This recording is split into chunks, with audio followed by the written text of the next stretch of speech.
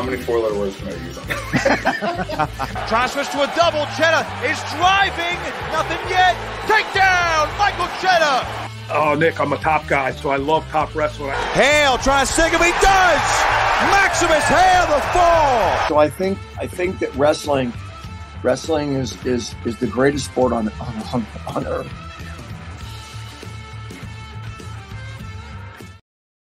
What's going on, everybody? Welcome into On3 Wrestling. I'm your host, Nick Kosko, and with me today is New Columbia head coach Donny Pritzlaff. Coach, great to see you. Great to talk to you again. New colors for you, new atmosphere for you up in New York City. It's quite a change for you after 10 years at Rutgers, but you know you put a lot of work now over the summer as the new head coach, building your staff, getting your team together. Just how's preseason going as the season now less than 2 weeks away? Yeah, no, it's preseason's going great. We officially started October 15th, where we can get into the 20-hour segment and everything, but everything's been going great. The guys are really responding well.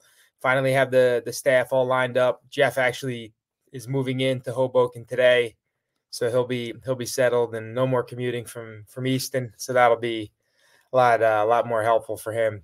It'll cut out a good 2 to 3 hours of his day driving in the car, which he doesn't mind. He loves driving. So, but as long as he loves driving, you know. yeah.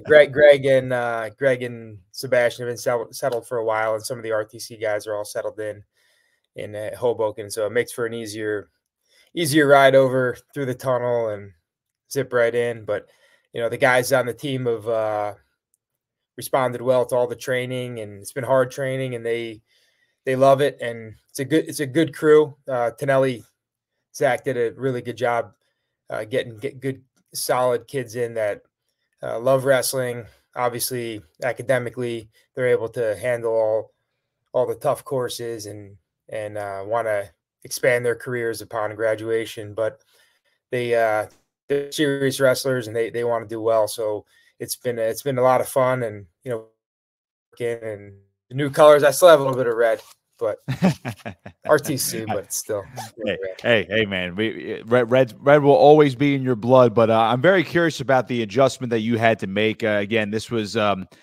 guess it wasn't in the works too long, but then it kind of flipped during the summer. Again, you were very busy over the summer. I'm sure you were still, you know, all in for Rutgers in terms of recruiting, off season work, and obviously you were helping out coaching Sebastian Rivera, who's now on your staff during his Olympic journey, helping him get that bronze medal back in August in Paris. So when you were, I guess, balancing all these things on the fly, what was that process like for you, going from, all right, this is an opportunity that maybe you couldn't pass up now, and then once you actually do get the job, it's a quick turnaround from, all right, 10 years at one place, and now I have to worry about building my team and building my staff at a whole new place, you know, not too far up the road though.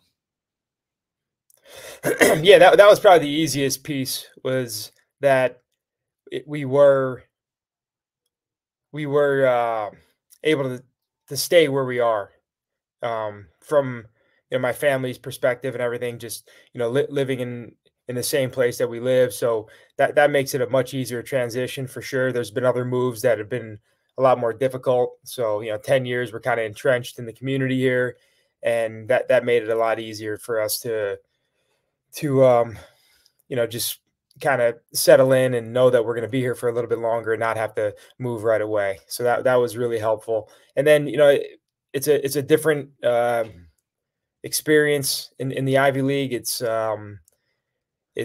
totally new, and you know, we're still figuring things out on a daily basis, just with the recruiting. And you know, like you're kind of talking about, I was full go with Rutgers up until mid-June, you know, when I think I started the whole process with Columbia and going through the whole process and trying to figure everything out. And then officially July 1st is my first day. So it has been a quick turnaround. And then, you know, going with Sebastian to the Olympics was an amazing experience of a lifetime. So, you know, I wouldn't ever never not wanted to do that. It was just so great to be with him and Jeff and all the whole Puerto Rican wrestling delegation. They were so awesome the whole time. They had an unbelievable training camp going into it. They did a great job getting us back and forth from the village to the city to the venue. It was just outstanding. And So we kind of a little bit behind the, probably time-wise with recruiting and being around the guys, but I was able to get around the guys all summer in Hoboken. We trained at the Edge at the NYC RTC. So that was a great time to kind of get familiar with the kids on the team and kind of have meetings with them and understand what their goals are and what they want to do and how they want to, get better and move forward. So we had a good summer, and the preseason has been great. And then most of it's just been trying to line up training partners and coaches. When you talk about that staff, and again, it is a loaded staff when everyone saw it kind of come together. Sebastian Rivera naturally follows you after being coached by you for his Olympic run with the SKWC. Now he'll be representing. He is representing the NYC RTC, correct? Yeah. So he's with the NYC RTC, and then obviously Puerto Rico. Right. And now that he's on the staff, and then you bring along Jeff Buxton as well, who's well renowned throughout the entire state of New Jersey, all the great stuff he's done for USA Wrestling. And then of course Greg Bulsak, who was an All-American for Rutgers just a couple of years ago, bringing him on staff. Just to talk about putting this staff together. Did you always have an idea of who you wanted to target, who you thought you would be able to bring over, i.e. like Seabass or Coach Buxton, and then obviously bringing in Bulsak just a couple of weeks ago? Did you have an idea this is how you wanted to line up the staff, or was there still a feeling out process for some of these guys? Yeah, I knew right away when I started my initial conversation with Columbia that Sebastian was going to be someone I was going after. And then immediately the first conversation I had with the athletic director was that I'm going to hire Jeff Buxton too. And I need a parking space for him in New York City. So that was a big deal while I was even going through my contract negotiations, just because I knew that, Jeff's like I said earlier, he's a driver. He's not going to take the mass transit. He wants to drive. So I knew right away who I was going after. I had a great relationship with Greg while he was at Rutgers, and him and I, spent a lot of time together, and I know how professional he is. And I think he adds another element to the program where he's really into the nutrition side of it, and then also the strength and conditioning. So that's another resource that we use on a daily basis with the team. So, he's able to connect with guys on a different level. Obviously he's in there training. He actually just wrestled in a match in Pennsylvania, and he looked really good, and he's in amazing shape, great condition. I mean, the guy, he's unbelievable the way he works and trains and takes care of his body. So it's a great example for the whole team, in the warm up, the cool down. He's spending so many more minutes than most of these college guys understand. At the highest levels, you have to really take care of your body so you're healthy throughout the whole year. And Greg's a great example to the team on how he wants to do that. So, Greg was the last piece that came in with the coaching staff, but him and I had always had conversations throughout the year, and I knew that he still had an itch to be involved in wrestling. He spent some time at some other schools. So, Sebastian and Jeff were obvious choices for me, just because we spend so much time together overseas and, in the room every day. So, I kind of thought that they were going to make the move, for Jeff, it was a big transition, moving from Easton to Hoboken now, going into the city every day. But I think he's really enjoying the team and the kids, and the way he connects with people is amazing. And it's fun to be around. Sebastian is an absolute hammer. He just can wrestle all day long, every day. He's amazing, and he's such a smart wrestler, and it's so exciting to see him develop as a coach, even just in the first 2 months he's been here. Yeah, if people somehow don't know Sebastian Rivera, I suggest you go watch his matches from the World Championships last year, and of course the Olympics this past summer. And Greg Bulsak, I mean, I got a chance to see some highlights from his professional match just the other weekend. He's all of 220. I'll give you that. So the strength and conditioning part of it is definitely a huge part of what he can bring to the table as well. So when you talk about this transition from, again, you were dealing with a lot of Big Ten stuff, you being a Wisconsin alum, of course, having worked at Michigan as well, and then of course Rutgers. It's been all Big Ten, Big Ten, Big Ten, and now you switch focus to the Ivy League here. Now, from the head coach's perspective, what have you noticed about the transition from from the Big Ten to now the Ivy League conference, which I even should say just the Ivy League teams, which will have their own tournament at the end of the year. But when you look at the domination from Cornell, the rise of Princeton, you see what Brown's doing, et cetera, and now you guys are back in the mix as well. What do you make of the styles, maybe the differences, or maybe some similarities between the Ivy League and the Big Ten that after you've been in the Big Ten for so much, or for over a decade? Yeah, I'm really looking forward to seeing, I guess, what the Ivy League. I know the Ivy League a little bit because being at Rutgers, we competed against Princeton every year. We wrestled Cornell a few times throughout the years. Penn, always a regional rivalry. So, we've competed against the Ivy League quite a bit. But now I think when you get into a conference, it becomes more competitive. So, being in the Big Ten, you're always so locked into those Big Ten matches and trying to figure out how you're going to win those matches. And I'm sure it's the same way in the Ivy League. Right now, we're trying to get our guys in position to be able to compete really hard and win a ton of matches at this early part of the season, so they put themselves in the best position to be automatic qualifiers going into the conference tournament. So that's really what the goal has been. The Ivy League coaches have been very welcoming, I would say, to me. I think I was never around that EIWA where it was a lot of teams and there was a lot of different points of view on how the conference should be run, but it seems like it's a very cohesive group and they're very open to sharing ideas on how they do things, and which I would say is different than the Big Ten. So if there's one difference, the Big Ten, everybody pretty much, they hold their cards pretty tight. They're not going to let go of any information or any secrets that they might think they have.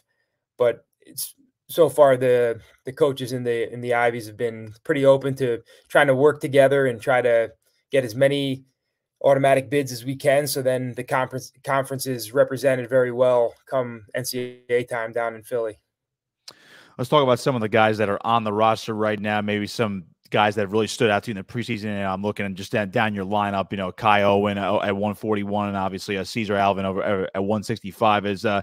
Has anybody really stood out and really maybe taken a jump compared to last year? I know you got in during the summer, so you didn't see the entire team in full, so to speak, from last year. Yeah. But what have you noticed in terms of jumps, either from the guys I mentioned or maybe somebody that is a little bit under the radar this year?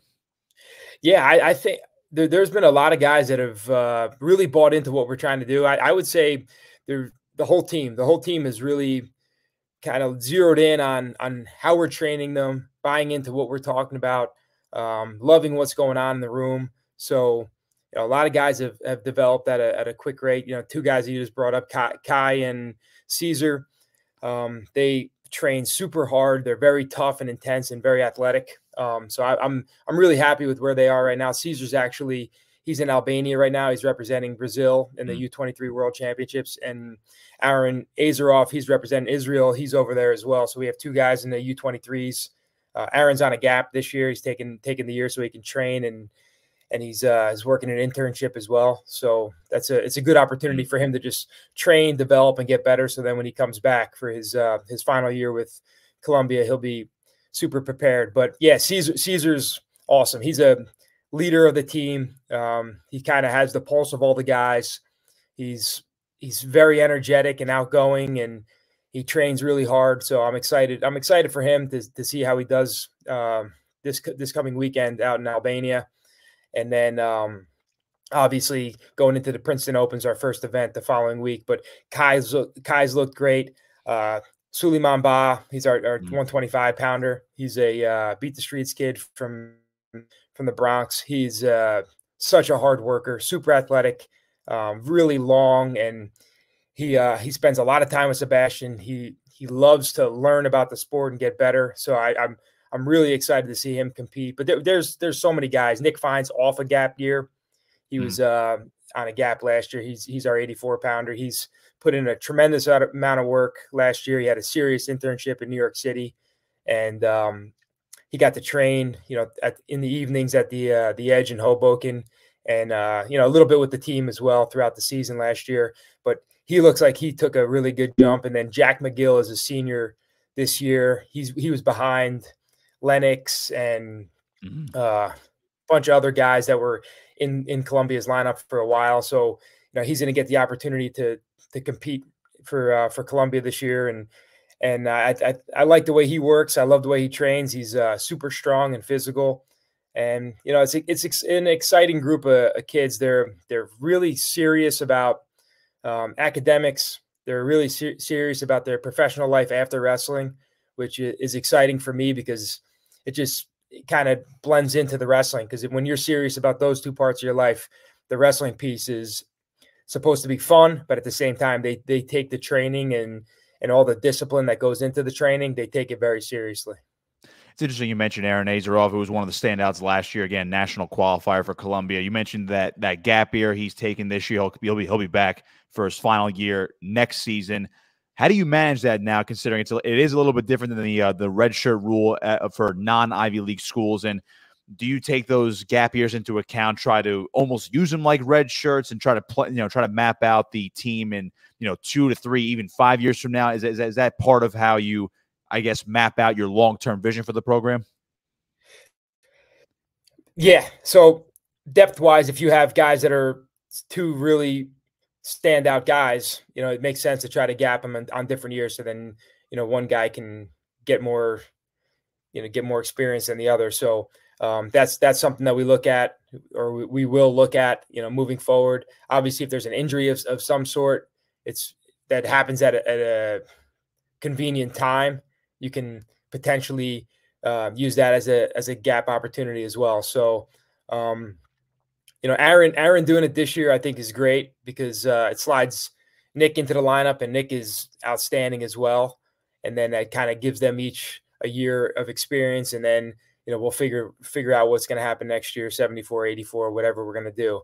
But Jack Waymeyer is also on a gap. He was 97. He was a national qualifier last year, so he'll be coming back to the team next year too. So, and then the gap year is really a year to develop as a wrestler, but even more importantly, professionally, because these guys are starting to network and build relationships in New York City, and even just in the tri-state area, so they can propel themselves once upon graduation, that they end up getting a tremendous start in a career that they're going to be super successful once wrestling ends for them. When we're talking about the schedule this year, I'm looking at already at some of the dual meets that you guys have. You guys are away at Michigan on November 17th. You're also hosting Indiana on the 21st. So there's still some Big Ten familiarity for you. When you look at the schedule in totality, because you'll see the traditional EIWA teams and eventually the Ivy League tournament, which is brand new this year. That'll be at Princeton in March. When you're looking at that schedule, I mean, I don't know how much you were involved with the schedule making when you were hired this summer, but when you see that schedule and you say, all right, there's a challenge here, Michigan, Indiana is an up-and-coming Big Ten team as well. I'm assuming you embraced it like you did at Rutgers. Like, yeah, we want to wrestle the best teams we can week in and week out, make sure all these dual meets are, I guess, highly attended, wrestling the best teams just to ultimately get you prepared for those days in March. Yeah, the schedule is preparation for March, right? That's really what it should be all about. It should be about putting yourself in position to be an automatic qualifier, or kind of get that status. So therefore, when you get to the Ivy League, you give yourself a little bit of a buffer. But I was able to do a little bit of tweaking with the schedule, adding Indiana and Hofstra in the first semester. We didn't have any first semester home duels, which I thought was important if we're going to build a fan base and really get the alumni and all the donors and boosters really excited about the program. We needed to have some home events. So, Indiana's was great about coming out, and, obviously we're going to go to Michigan. We go to Cleveland State before that. So it'll be a nice little road trip. Start at Cleveland and then go up to Ann Arbor from there. And then, we'll hit some tournaments as well. We're starting off with the Princeton Open, and then we'll go to the Black Knight Invite after that Indiana duel on it's a Thursday night, and then the Black Knight Invite's on Sunday. So it'll be it'll be a challenging first semester, and that because we're going to go to Vegas as well. So we'll really get to hit a lot of teams from all over the country, which is kind of what I wanted to do. I wanted to expose these guys to a lot of wrestling, and the guys that are returning, they're used to that. Zach had them all over the country. They were going to Soldier Salute. They were at the Midlands. They wrestled everywhere. So I don't think this is something that they're not used to. And actually, on my interview, I spoke to some of the current wrestlers, and they wanted to continue that. They wanted to be challenged and wrestle against the best teams in the country and the best guys in the country. So they had a measuring stick come March. So, I wanted to continue that. And I mean, I love wrestling at a high level. I want these guys to understand that their ceiling is what their mind tells them it is. So if they think they could be the best, they got to be exposed to it, and they got to see it, and they got to feel it. So, wrestling a challenging schedule is something that I thought was really important for this group, and our staff wants to do that as well. I'm glad you brought up the fact that you wanted to add more home duels and more home flavor in that first semester to basically kick off the season. I got to imagine, based on, again, where you were previously at Rutgers and other stops in the Big Ten, when you notice what the Power Four conferences are doing with their duels, some of the biggest, dual meets that are, in terms of attendance, presentation, I got to imagine you're taking, I guess, tidbits from each one of those stops and saying, here's what we can do at Columbia to make this a very fan-friendly environment, to really just beef up the fan base as the years progress, right? Yeah, absolutely. At Rutgers, we had a great fan base, and I think that's kind of overlooked by a lot of other places. They don't realize how much the fans at Rutgers really contribute to the whole program. So I think you have to build that. You have to build that. You have to have exciting wrestling. So I'm preaching to my guys, and our staff is preaching to our guys that you have to go out there and wrestle like an animal. And that's what people want to see. They want to see exciting wrestling. And you can't have home matches where guys are going out there standing around. So you have to have action. You have to be exciting. You have to be a performer. You have to put on a show for the crowd. And, that's something that we talk about with the team, because we want them to go out there and let loose and go. And, so scheduling these home matches is strategic because, we want to start to build that whole culture in our program, where maybe Columbia is a tough place to wrestle. I know, a lot of people thought that, going into the RAC was a tough environment, whether it was basketball or wrestling. So, we want to try to build something like that. It's obviously not going to be the same. Mm-hmm. It's going to be different. It's just it's a different animal. But at the same time, you want to build a fan base and you want to build a following. So it just attracts more recruits. It's going to attract more people that want to come watch. It's going to attract more donors and more fans. One more tidbit, or one more thing on the scheduling part of things for your guys this year. It's interesting that they did branch off and make the Ivy League tournament instead of all the Ivy League teams competing in the EIWA. And of course, that's one of the biggest conference tournaments. And now that the Ivy League has branched off to it's just those teams, who knows what the automatic qualifying numbers are going to be like. What was your first reaction to the Ivy League saying, we're going to do our own thing now, we're going to branch off, this is going to be our own tournament leading up to NCAAs? I mean, there's a lot of different ways you can look at it, I guess, but that was decided while I was still deep in it at Rutgers. I think it was even maybe a year before I even knew that this job was even going to be open. So kind of knew about it. But I guess the one thing, the positive thing to think about it is that, you're going to be fresher potentially going into the NCAAs, right? So the ACC guys, they've been doing it for several years now.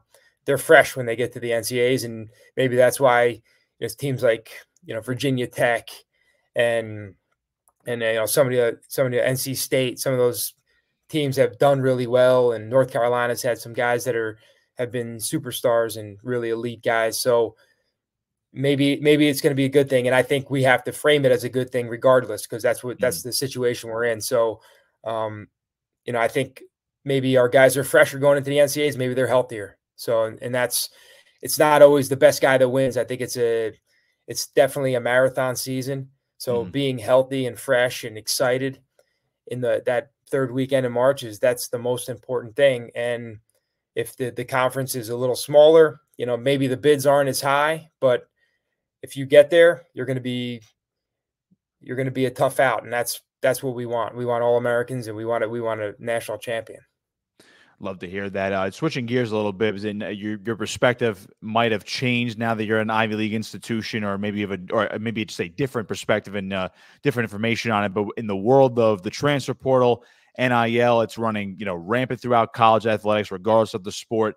How is it different now that you're at Columbia? Obviously, you experienced it firsthand at Rutgers, and once it actually became a thing where NIL was signed into law, the transfer portal was pretty much open, and now you can almost do whatever you want at this point. What is a little bit different about it at Columbia, and what do you preach to the guys about NIL, and obviously with the revenue sharing potentially coming down the pipe next year as well? Yeah, the revenue sharing isn't going to really affect us all that much. Obviously, we're not in one of the power conferences, but NIL is still available. You can still do it. We're all financial aid, so it gets a little tricky because it could potentially hurt your whole package, your whole financial aid package, depending on how much you're getting. So, but it's not like we're not allowed to do it or anything like that. So we're still able to do it. I still think NIL in its true form is a good thing. I've always thought that. I think it's these college athletes should be compensated for if their name is a real product and they're getting sponsorships and they're actually doing something to get sponsored, then I do think that they should be paid for that. It's a service they're performing and they're entertainers. So I do believe that the NIL is a good thing in a more pure form. Maybe it's a little bit skewed now just because the way coaches are competitive and they always find the loophole and to skew things into their own advantage. But so we can do NIL. We're still in the early processes of trying to figure out how that's best implemented into our program. And then the transfer portal, we could get transfers. I don't, we have one transfer that came in. It's not something that we'll probably do very often just because the way the Ivies are set up, and specifically Columbia with the core curriculum, it gets difficult as you get older to transfer in. We can't get any grad transfers. No graduate students can wrestle. So that's a little tricky. And, we tell the guys, your NIL is coming to Columbia. That's your NIL because you're coming to Columbia because when you graduate, you're going to go on and you're going to make a ton of money because you came here, you graduated from here, you had a successful wrestling career. You're going to go on and you're going to work wherever you want to work, and you're going to make a tremendous amount of money. So it's more of a not a big payout while you're in college, maybe, but when you graduate, you go into the real world and you start making money. You're going to be well ahead of most other kids that graduate from other schools. Are you just kind of blown away by what these kids can do? I'm sure you've seen it at other stops, and maybe you've seen it from the outside perspective as well, from the looking at the Ivy League schools without being fully ingrained in it. But are you more amazed when you see it firsthand that these guys are training as hard as they are, especially the way you guys run practice, and all of a sudden they're going to be working big city jobs either as internships or they're going to be doing that after their 4 years are done at Columbia?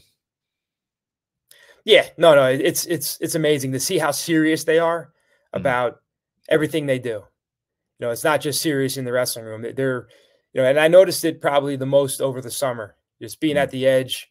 We train at 5:30 Monday through Thursday night. And these guys are working all day in New York City, in Hoboken, in Jersey City, in different investment banking firms, different real estate firms. They're working all over that area.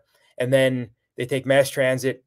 They end up right at practice, right on time, sometimes coming in there in a suit and business attire. They change, they put their shoes on, and then they go hard for an hour and a half, and then they wake up and do it all over again the next day. So seeing that over the summer was pretty cool to see how, man, these guys are serious. They're serious about getting better at wrestling, but they're serious about when they graduate, what their life is going to look like. So it's encouraging. It's encouraging to see that there's guys out there that are doing that, and we're attracting even more people that want to do that as well. With the recruiting that we're doing, so that's exciting. But I've seen it in other places as well. There's guys at Rutgers. There's guys when I was at Michigan they're doing the same thing. There's guys too they're there to wrestle, and they're there to get a degree. But it's definitely a little bit different, and it was eye-opening, but you're just reminded that, wow, these guys are serious and they're professionals, and that's really what you want. Columbia head coach Donny Pritzlaff with me here on On3 Wrestling. Coach, I'll leave you here with this one. Again, appreciate your time today. I'm sure you had these conversations with Rutgers head coach Scott Goodale. I'm a big dual meet guy. I know you're a big dual meet guy based on the culture that you were a part of over the last decade, and the fact that you want to keep building up the dual meet at Columbia, get more home dates, and really build the fan base. Are you still in that camp of that college wrestling should evolve and add a dual meet championship to determine the team national champion for the entire year? Yeah, I love the dual meets. I do. I think they're great. The biggest hiccup in wrestling is getting all the coaches on board and trying to figure out what the best scenario is to crown a dual meet champion. I look at the New Jersey State high school model, and I think that's a great model. The way they do the team state, the dual meet state, or whatever you want to call it, prior to the individual, and you have enough time to prepare. I do think that with the proper planning, it could be done very well. The NCAA doesn't want to award 2 trophies in wrestling, so it'd have to be like something like almost like a BCS or whatever they want to call it. That's just in football, but maybe the NCAA crowns the dual meet, and then at the individual, you're still a national champion individually, but the team title at the individual is different. So I think there's a lot of ways they could do it. I think sometimes that the coaches are their own worst enemy when it comes to promoting the sport, and trying to get everybody on the same page is very difficult because there's so many opinions, and people have good opinions too. It's not just people that are just not into it, or not focused on it. They have different ideas on how they want to do things, and it'd be nice if there was a person in a leadership position that would step up and say, no, this is how we're going to do it, because this is going to be best for the sport, to grow the sport. Maybe add some big time teams, and get from 80 to 100 to 150 schools that actually support Division I wrestling.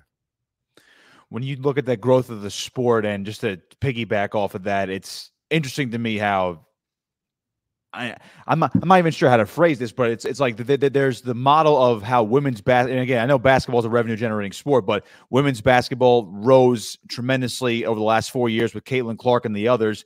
But like women's volleyball, to me, I've talked to numerous people that have said that's like the model to almost maybe not copy, but use as an example for wrestling to help grow the sport, at least from that team perspective, which gets more eyeballs, which obviously in turn means more money. Do you look at something like that and say, if we do something like that, the sport's going to be in a much better place in 5 years? I think what comes to my mind when you say something about, when you're talking about volleyball, is people root for a team. It's the NCAA championship. You're always going to have your fans that go to that. They love wrestling. They're going to go. They love it. They're wherever it is. It's in Philly, it's going to be sold out. Every session is going to be amazing. The wrestling is going to be awesome. But I'd say the average person you're a Columbia fan. Yeah. You're a whatever fan. You're a fan of a school, so you're willing to watch volleyball of that school, right?